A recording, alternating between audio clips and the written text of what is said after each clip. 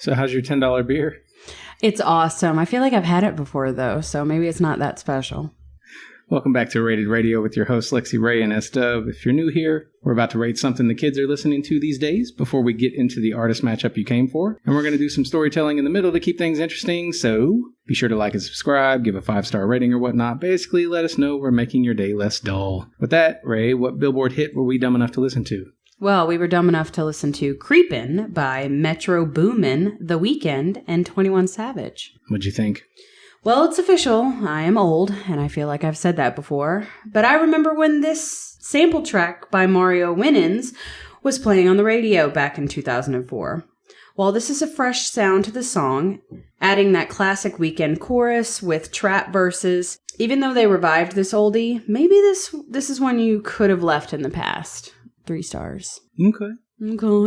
I like the original, but as far as this one goes, hard to be too upset with it, considering it's mostly a Weeknd song and uses Enya's Boadicea, both of which I love, so obviously I'd say 5 stars, but I'd also point out that it wouldn't go much higher than that on my full 10 scale. Mm-hmm. And the reasons for that include lyrical messaging I'm on the fence about, 21 Savage sounding as goofy as ever to me, a bit too much repetition of the chorus, and the fact that this sample is like 4 layers deep at this point. Mm-hmm. While I do think the sample's usage is expertly handled here, giving some dark flame vibes, which even the original doesn't offer up, it's still Fuji's Ready or Not, which reigns supreme in my book. And since we're on the subject, here's a free music nerd insight. Fuji's Ready or Not has a chorus that's based on the Delphonics' Ready or Not Here I Come track, which is also a wonderful listen. Anyway, if you want to hear something that's going to remind you of McMahon's Cry Little Sister from the Lost Boys film, I'd wager you'll dig this track. Oh, I love that track too.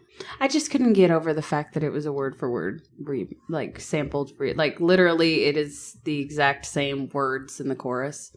I thought you were going to start talking about Lost Boys. Let's roll the intro. No, we don't have enough time.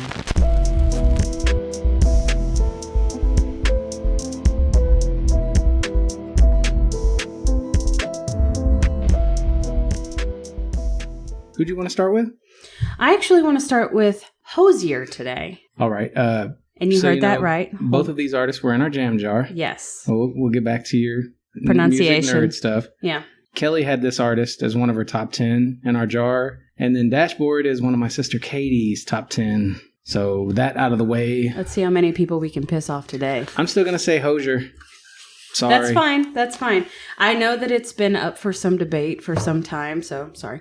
So I just wanted for clarification. It is supposed to be Hozier, but I'm still going to say Hozier. Just forgive us and our dumbasses.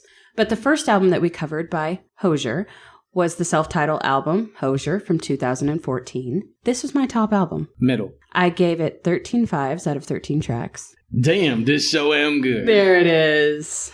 And I'm agreeing. You also gave it a perfect rating? Yes. Oh, I'm so happy. I gave it 13 5s out of 13 tracks, yes, obviously. Same. Duh.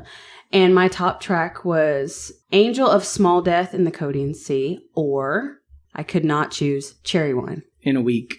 I need to show you a new shirt that I got. It's lyrics from In a Week. But anyway. I'm going to forget to come back to this if I don't say it. The expanded edition of this album has some truly phenomenal tracks as well. And we both own this album on vinyl. Yeah, nobody cares about that. Yeah, they do. What's your bottom track? My bottom track is Foreigner's God. I love that one. I went with Someone New. I love Someone New. I mean, they're all good songs, so yeah. It's kind of a rough pick. This is alternative indie at its finest.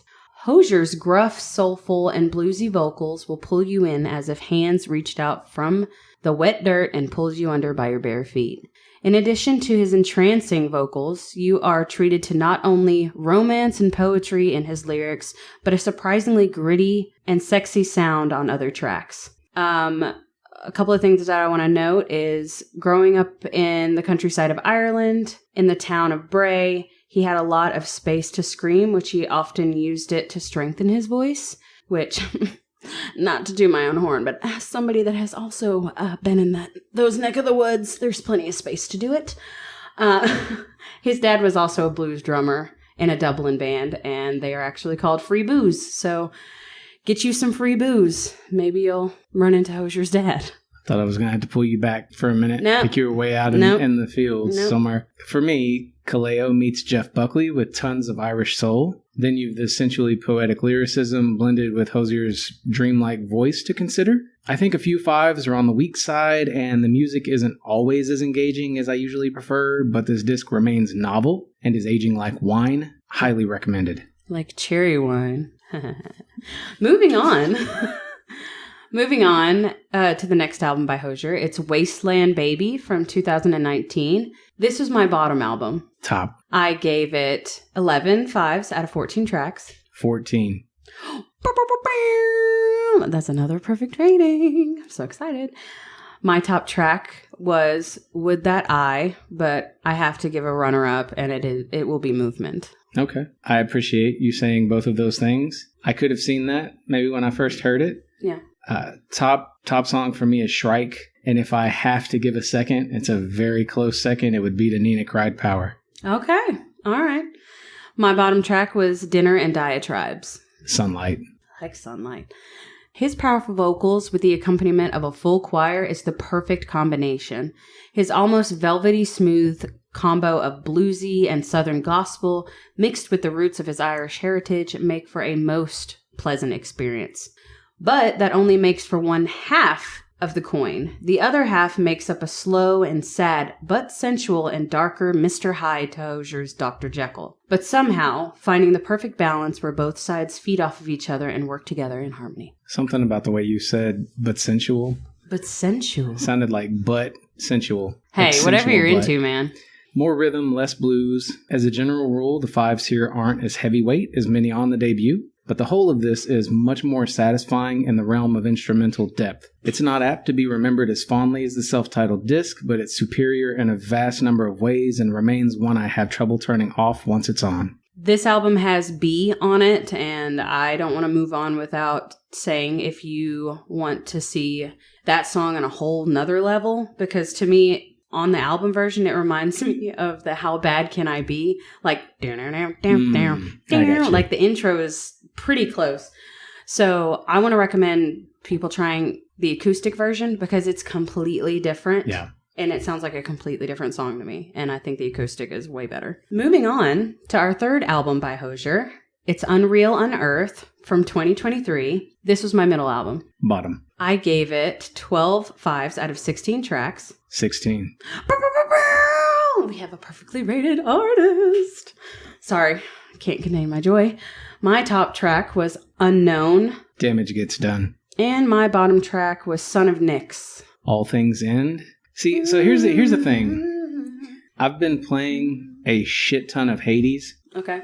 So Son of Nyx hit really different for me. And when I wrote it, I'm like, I guarantee that's going to be like one of Shane's favorites. Hozier's production value increases here, and he takes advantage of it. I can't read my writing. We're in a hotel room drinking yes, right now, we by are. the way. Sorry. Both of our partners are also here. We're not just oddly cousins in a hotel room drinking. Did you notice that I'm sitting with my back to him right now because I don't want to look at him? Yeah. Based off of anything I say. Every time you start talking, if you say something that seems sketchy, I just imagine he's back there like, probably. Bullshit. It's like this motherfucker. Hozier's production value increases here, and he takes advantage of it. The grand sound simultaneously sinks you with its morbidly solemn tracks as it cradles you and lifts you up above the clouds like a musical rocket ship. So, incidentally, it can either bring you to your lowest low or take you to your highest high.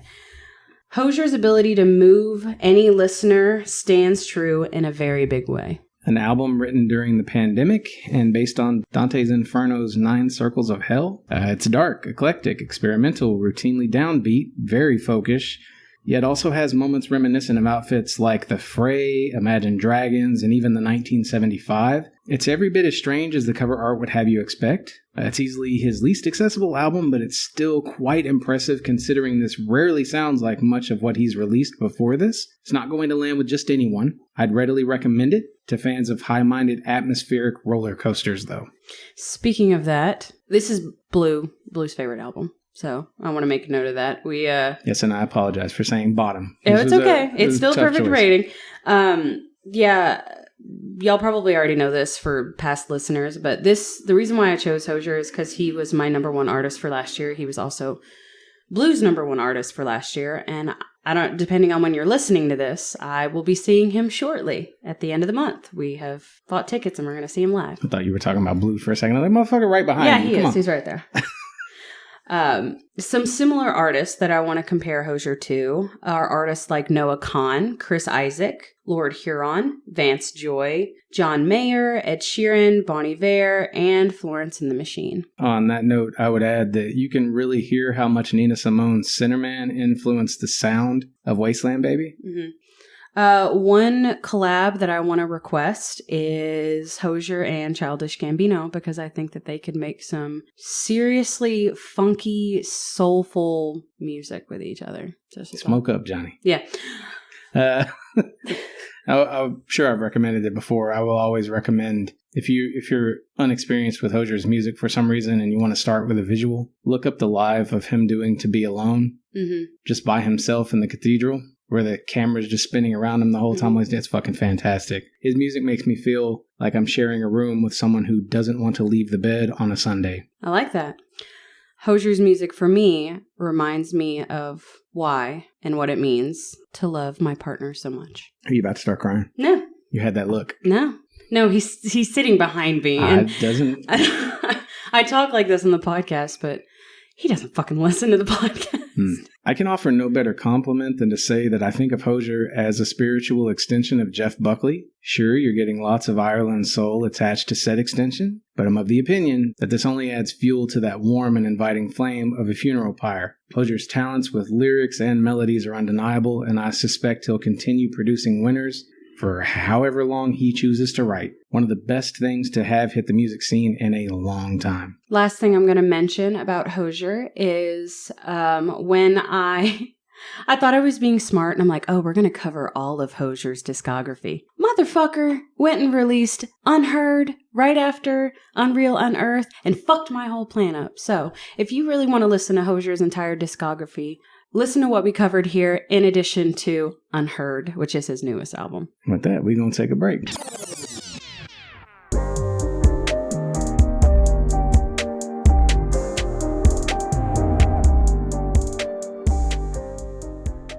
It's pretty noisy here sometimes. Yeah, it is. Oh, so song list you chose was songs for sporting events. Yeah, I figured since, especially in my early life, sporting events were kind of a big deal. Well, get story happy with us. Let's do it. So I actually have two, but my story is going to be the same for both. My choices are Ballin' We Fly High by Jim Jones and Halftime Stand Up and Get Crunk by Ying Yang Twins. The thing that I want to say about these songs is if I was at a basketball game, if I was at a football game, at any point in my junior high and high school time, these songs were playing. So every time I hear them, it literally reminds me of standing on the court, practicing layups or sitting in the stands, getting ready to watch Blue play football. It brings me back to that very naive and goofy kid, because there are just certain times in your life that you just associate with a song, and these are definitely it for me. Cool. Wow. I'm sorry. I was in outer space for that one. It's okay. You've talked a lot about your significant other. Yeah. So far. I think I'm going to say something that might hit for mine. Okay. Song that I went with for songs for sporting events, just one from the entire list. Story-wise, it's Till I Collapse by Eminem and Nate Dogg. Story time for me here would just be a simple throwback to when Joel, Corey, and I used to spend way too much time in the garage of Joel's house, either lifting weights or testing Joel's early karaoke equipment out, with this track always showing up somewhere in spite of its having aged 5 or so years by that time. Why I wanted to talk about this one, though, and also why I think it makes for a great sporting event track, is because of how chillingly hyped I still get when hearing it. And it's one most people will still have intimate knowledge of. The album it comes from is probably one of the last examples I could point to of a disc so universally obsessed over that everyone who was anyone knew every single word to it. Strange to consider that it's now been 20 plus years since the Eminem show's released, and most of us can't agree on anything anymore. Now that I've back in my date, everyone, this old man yields his soapbox. Is that the I'm not afraid? How does Till I Collapse start again? You're thinking of Recovery. Oh. I've heard Till I Collapse, but I'm just forgetting the intro to it. I'm not going to sing here on the mic. Okay. All right. Want to make a fool of myself, Raven? Hang tight. I may just do that by the end of the episode. Moving on to Dashboard Confessional. Yes, let's.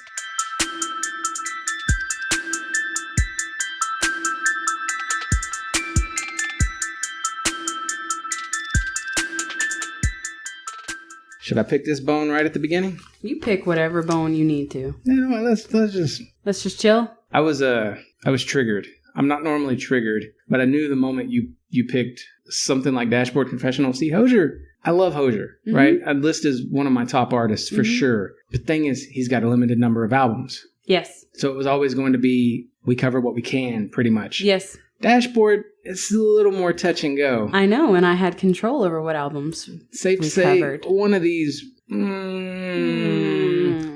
right, go ahead. You know what? You have nobody to blame. But you. No, but yourself, because I didn't know Dashboard Confessional until you. I didn't get you obsessed with one of these albums. I can say that much. You put songs from the Swiss Army Romance and A Mark, A Mission, A Brand on a mixed CD, gave it to me as a gift, and that's what made me fall in love with them. Every single Dashboard Confessional CD has something worth listening to on it. I agree. All right. Let's do this. I'm sorry. First album that we covered by Dashboard Confessional was the Swiss Army Romance from 2000. This was my runner-up. Middle. I gave it 6 5s out of 10 tracks. 10. My top track was Screaming Infidelities. I was torn between A Plain Morning and Shirts and Gloves. Okay. I really, since the later version of Screaming Infidelities came out, the later version better. I can't really listen to that one so much. It's not bad. Yeah, it's just there's a reason it up? He redid it. He redid it because he could do it better. Yeah. My bottom track was Turpentine Chaser. Again, I go unnoticed. Okay. In their very intimate and unplugged debut, this alternative soul-bearing group offers lyrics and vocals that cuts right into the hopelessly romantic 16-year-old kid in us all. Trust and believe I did. Talking from personal experience, of course, the way Dashboard sticks out where others fall short is honesty and poetry and heart within the music itself. While it lacks the polish and cohesiveness of Chris's sophomore album, the poetic and emotional ride he manages here with almost nothing but a guitar in his voice remains as astounding as it did nearly 25 years ago. Not perfect, but proof that he's always been one of the greatest songwriters ever. All right, so far we're not disagreeing. Next album that we covered by Dashboard Confessional was A Mark, A Mission, A Brand, A Scar from 2003. This was my bottom album. Agreed. I gave it 7 5s out of 13 tracks. 10. My top track was Ghost of a Good Thing. Okay, Joseph and Laura. Carve Your Heart Out Yourself is my top track. Okay. My bottom track is If You Can't Leave It, Might As Well Make It Bleed. Yeah, what you said. Yeah, might as well make it bleed. If you can't leave it be, yeah. Whatever. There's too many words. I'm leaving it alone. Too many words. Wait till the next episode. Carry on. With production value slightly increased here, Dashboard still stays true to the simplicity of their music. This is an amazing band with awesomely emotional songs to strum to. Perfect for every starting musician. My only critique is that they could have thrown in a little bit more creatively and collaborative sound on a couple of the tracks just for sake of experimenting, even if it doesn't land. But then again, I can't blame them for sticking to playing it safe. To get the blasphemous truth out of the way, this is my least favorite Dashboard album. And no, I'm not saying it's bad, far from it. I just find the full band aspect here to be oddly distracting. The drums and bass are too far forward in the mix, while the guitar retains the same acoustic flair, and the vocals are too whispery in places. Basically, the mixing is weird for me. Great songs, though. Yeah. The next album that we covered was Dusk and Summer from 2007. This was my top album. Top. I gave it 8 5s out of 12 tracks. 12. My top track was Stolen. Dusk and Summer. And my bottom track was Rooftops and Invitations. I went with So Long, So Long. That sucks to admit because I'm a big Adam Duritz fan from Counting Crows lead singer. Yeah. It's just too slow. Got it. It's too slow for me. I still give it a 5, clearly, but It had to be, my top track had to be Stolen. Still to this day, if I hear that song, just that whole, the build of the, you have stolen, and then there's the, every time. That song, I cry. Every time. I don't know what it is. It made my playlist of top songs to cry to. I don't know why. It's just one of the ones that does it to me. Yeah. Anyway, while others kept it simple, this one is far louder and screams with passion. I feel as if the lead singer is screaming in a crowded room, but only is hearing the sound of his own voice, unnoticed by onlookers. The music builds here, and visually, it's made for any cinema. Much like album 2 in Dashboard's Disco, compared to album 1, album 4, that's this one, blows 3, which is a Mark and Mission Brand Scar, out of the water in terms of highly listenable sound design and mixing. Each song is going to grow on you more over subsequent listens. While the sound shift from those early albums may be jarring to some listeners who are only interested in the stripped bare emo bent of Chris and his six string, this disc proved his range of musical skill in the realm of evocative emotions can handle full band alternative pairings. Even the hidden pre-gap tracks are amazing, which, if anyone's confused, if you go to look at this album and you're not sure where 12 original tracks were coming from, hidden tracks could be all sorts of things, right? Sometimes you'd get like 99 tracks of just nothing, and then you'd have like the 107th track would be a hidden track. Sometimes you get 2 minutes of silence at the end, and then you get your hidden track. A pre-gap track was when you had CDs, you could press play for track 1, even if you had it on like repeat all, it'd go to the end of the disc, and it'd start back over at 1. That's all you're listening to. But if you start playing track 1 and you go backwards, there were 2 hidden tracks. You could go like -1 and -2. Pretty sneaky, sis. And those were Write It Out and Vindicated, both of which are amazing. Which most people know Vindicated from the Spider-Man 2 soundtrack. We're not talking Tom Holland. We're not talking Andrew Garfield. We're talking the OG. Yeah, I saw someone get upset. Someone was complaining back then because they bought this album and they thought Vindicated was on it, and they kept telling me, no, it's not on it. I don't understand. I'm like, no, it is on it. You don't have to go buy the Spider-Man soundtrack. Like, all you have to do is start track 1 and go backwards. Yeah. You clearly can't do that in the digital age. But I was going to say on Spotify, it's just on there. Yeah. It's just like a bonus track or whatever. Well, we already talked about Spider-Man 2. Another thing that I'm going to go ahead and talk about is it Chris Carrabba? Carrabba. That's how he pronounces it. If you're interested in any of his works, he was also originally in a band called Further Seems Forever, and the music makes me feel like I'm bathing in starlight. What's the song? We live and we learn and we crash and we burn and we're gone. I cannot think of what that song is called. It's by that band you just mentioned. I think it's after Chris left. Further Seems Forever. Yeah, exquisite. My sisters hate it because it makes them feel hopeless. The music makes them feel hopeless. Yeah. And it makes me feel like I'm bathing in starlight. Like, oh, we're here and we're going to die. Not Dashboard. Oh, that Further Seems Forever. Further Seems Forever track. I would recommend hearing the acoustic version of Hands Down if you haven't for whatever reason. The We Fight video is one of 6 I chose to visually represent my debut novel, Hopeless Oceans. Clearly my favorite from the artist in question, so go see it. Music makes me feel like I'm not the only one who feels this way. Hey, buddy. Moving on. So, with all that we said about Dashboard and all that we said about... Are you done? Hozier, I'm done. I have finished. No? Don't I get my... Sure. What do you call it? Your moment in the sun? No, I don't know. You had some phrase for it. I keep wanting to say deposition. I'm like, that's where you're being questioned in law. I don't know. Continue. No, I apologize for being so rude. There's rarely disappointment to be had with Dashboard Confessional, and that's a massive bit of praise considering the stylistic shifts and the size of Carrabba's catalog. Discovering his music made me feel like there was a place in this world for my music too, and much as with Copeland or Thrice, I don't think I could take anyone seriously if they don't find something majorly redeeming in Dashboard songs. With that, yes, we definitely need to discuss winners and losers and talk about the next episode's artists. Yeah. Because this one I actually know. Yes, you know both of them that we covered. I'll be surprised next time. Yeah. I'm scared. You should be. You should be, motherfucker. Anyway. So, Hozier won for me. Part of that was because he had 8 more songs than Dashboard got here, and these are 2 absolutely amazing artists. And the other part of that, I feel, is a Mark Amish and a Brand Scar being chosen, which again, it's a great album, but I would kind of put these 2 on a level playing field, which is why I had them pitted against each other to begin with. Mm-hmm. But Hozier definitely kicks some ass here this time. Hozier did win for me at a 4.9, whereas Dashboard was 4.5. I gave a substantial amount of 5s to Hozier over Dashboard, but I did give Dashboard a significant amount. Mm-hmm.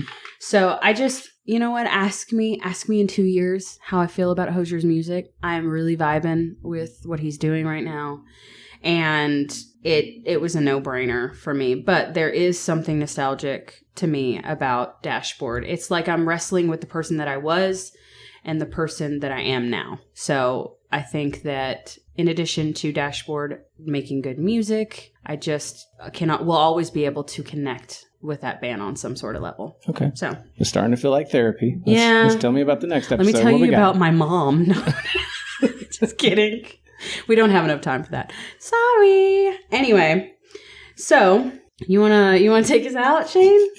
Now that I've made you uncomfortable? I can't yet. You have to tell us about the next matchup. Oh, yeah, because we're still doing this and we have another episode. All right. For those of you that care, in the next episode, we will be covering Fall Out Boy versus Good Charlotte. And the albums that we are going to be covering by Fall Out Boy are From Under the Cork Tree from 2005, Infinity on High from 2006, and Save Rock and Roll from 2013. And then for Good Charlotte, we are covering The Young and the Hopeless from 2002, The Chronicles of Life and Death, Life version from 2004, and Good Morning Revival from 2007. That's going to do it for now. Hit up our playlist, visit our shop, come find us online to get your voice on the show, and until next time, fill your world with music. And Shane, I got to ask you one more thing before we move on. What best meets this riddle? What's beats, pipe, and fiddle? What's hotter than mustard and milder than cream? What best what's your whistle? What's clearer than crystal? What's sweeter than honey and stronger than steam? What can make the dumb talk? What can make the lame walk? What's the elixir of life and philosopher's stone? And what helped Mr. Bronner to dig the Thames Tunnel? What's the rest of the song? I don't know. You and Ireland got it like me and Ireland. Yet to get it. We'll see y'all next time.